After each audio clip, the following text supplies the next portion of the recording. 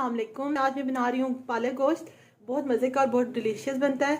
और पालक जो है वो सर्दियों की सब्ज़ी है, तो मैंने सोचा कि उसको मैं गोश्त के साथ बनाऊँ। तो अब आप भी बनाइएगा और मुझे बताइएगा कैसी बनी है। अब हम इसके इंग्रेडिएंट्स की तरफ चलते हैं। बिस्मिल्लाहिर्रहमानिर्रहीम। पालक गोश्त के लिए मैंने गोश्त ले लिया है। हस्बे ज़रूरत ले लीजिएगा जितना आपको ज़रूरत है, ठीक है। मैंने ऑलमोस्ट केजी लिया, केजी से ज़्यादा शायद वो कम नहीं होगा। उसके साथ मैंने ले लिए हैं 2 मीडियम साइज़ के प्याज, 3 मैंने ले लिए हैं टमाटर। ऑयल हम लेंगे हस्बे ज़रूरत या फिर आधा कप, ठीक है। उसके साथ मैं ले रही हूँ अदरक लहसुन का पेस्ट 2 टेबलस्पून। 1 टेबलस्पून भर के मैंने ले लिया है कुटा हुआ धनिया। 1 टेबलस्पून मैंने सुर्ख मिर्च ले लिया पिसी हुई। 1 टेबलस्पून मैंने ले लिया सफ़ेद ज़ीरा। गरम मसाला मैंने ले लिया है 1 टीस्पून, ये सबसे लास्ट में जाएगा। और हाफ टी स्पून हल्दी ले लिया है। नमक हस्बे ज़रूरत हम लेंगे। सबसे पहले मैं प्रोसीजर शुरू करती हूँ और ऑयल डाल के मैं उसके अंदर ज़ीरा ऐड करूँगी। हाफ कप में ऑयल ले रही हूँ। इसके अंदर हल्का सा ऑयल गर्म होता है तो मैं ऐड करूँगी ज़ीरा, जो मैंने आपको बताया था 1 टेबलस्पून। अच्छा, मैं इसमें ज़ीरा ऐड कर रही हूँ। हल्का सा ज़ीरा, इसकी खुशबू आएगी तो मैं इसमें प्याज ऐड करूँगी। शायद आपको थोड़ी रोशनी कम लग रही होगी क्योंकि मेरी लाइट जा चुकी है यहाँ पे, तो इस वजह से थोड़ी सी शायद आपको लाइट कम लगे, तो प्लीज़ एडजस्ट कीजिएगा। अब मैं इसके अंदर हल्का सा ही कड़कड़ाए तो मैं इसके अंदर प्याज को ऐड करने लगी हूँ। ज़ीरा हल्का सा हो चुका है, अब मैं इसके अंदर प्याज ऐड कर रही हूँ और प्याज को मैं फ्राई करूँगी।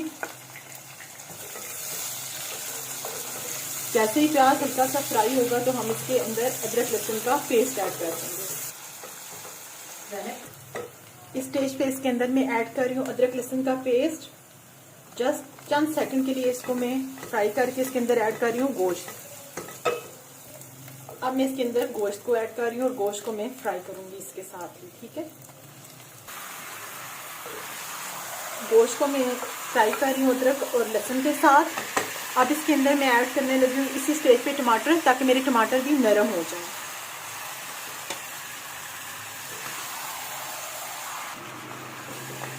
टमाटर भी मैं इसके साथ ही कर रही हूँ ताकि टमाटर इजीली नरम हो जाएं गोश्त के और लहसुन प्याज के साथ, ठीक है। इसके साथ ही मैं अब आहिस्ता आहिस्ता इसके अंदर ड्राई अपने मसाले भी ऐड करना शुरू करूँगी। इसके अंदर अब मैं धनिया पाउडर ऐड कर रही हूँ 1 टेबलस्पून। 1 टेबलस्पून में इसके अंदर सुर्ख मिर्च पाउडर ऐड कर रही हूँ। हल्दी पाउडर ऐड कर रही हूँ, हाफ टी स्पून लीजिएगा। नमक हस्बे ज़रूरत लीजिएगा। और अब मैं इन मसालों के साथ गोश्त को भून लूँगी। गोश्त को मैं भून चुकी हूँ अच्छा सा टमाटर के साथ, ठीक है। मसाले भी इसके अंदर अच्छे से भून चुके हैं। अब मैं इसको गोश्त को गलाने के लिए इसके अंदर पानी ऐड कर रही हूँ। पानी इसके अंदर आप ज़रूरत के मुताबिक ऐड कीजिएगा, ये आपके मीट पे भी है कि वो कितने जल्दी गलता है, ठीक है। मैं इसके अंदर 1 गिलास तक पानी ऐड कर रही हूँ और इसको पकने के लिए रख रही हूँ जब तक मेरा गोश्त अच्छा सा टेंडर हो जाए। और इसके साथ अब मैं आपको दिखाऊंगी, एक साइड पे मैं इधर गोश्त को बॉईल करूंगी और साथ ही मैं पालक जो है अपनी उसको बॉईल करने लगी हूँ। और इसको मैं कवर अप करूंगी, ये अच्छा सा पक जाए और इसमें में हम पालक को बॉईल करते हैं। गोश्त को मैंने कवर कर दिया है, इसको मैं तकरीबन 40 मिनट के लिए बॉईल करूंगी। आप इसके अंदर कुकर को भी यूज़ कर सकते हैं कि गोश्त कुकर में गला लें। मैं इसको इसी तरह से बॉईल कर रही हूँ जब तक गोश्त अच्छा सा टेंडर होता है। हम चलते हैं पालक की तरफ, पालक को बॉईल करते हैं। अच्छा, अब मैं पालक को बॉईल करने लगी हूँ सबसे पहले, ठीक है। पालक आप ले लीजिएगा 1 केजी या 1 गट्ठी जो आपने लेनी हो। मैंने पालक ले लिया। रफली इसको आप काट लीजिएगा, कोई बारीक बारीक काटने की ज़रूरत नहीं है, वैसे भी ये मैश हो जाएगी। हम इसको ग्राइंड कर लेंगे, ये मैश कर।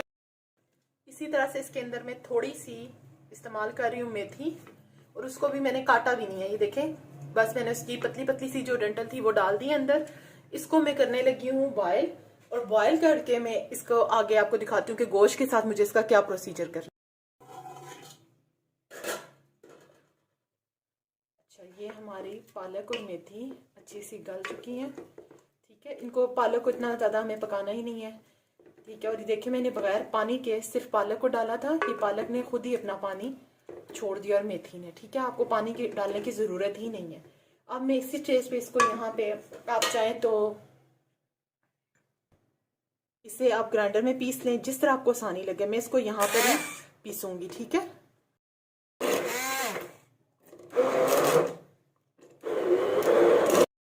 देखिए पालक और मेथी बहुत अच्छी सी पीस चुकी है। अब हम इसको गोश्त में ऐड करेंगे और साथ ही आपको दिखाएंगे।